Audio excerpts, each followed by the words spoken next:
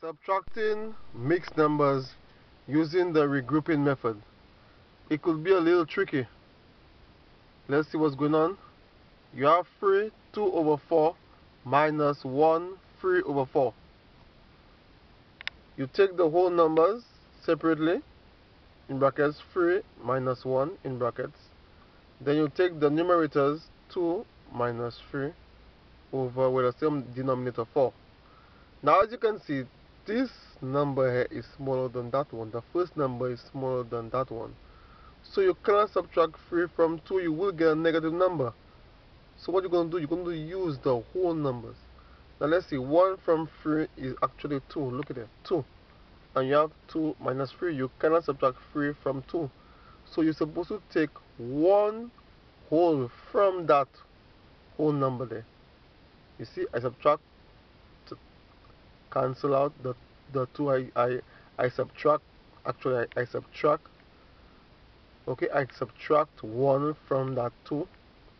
And that 1 will represent 4 over 4, the denominator. You see the denominator, if the denominator is 5, it will be 5 over 5.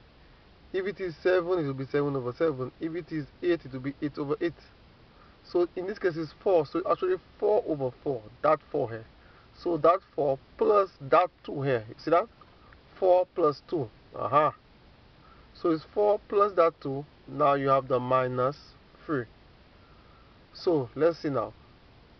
4 plus 2, that's going to give me 6, and you have minus 3 over 4. Alright? So, of course, you work this out. You have 1, 3 from 6, that's 3 over 4. So your answer is 1 3/4.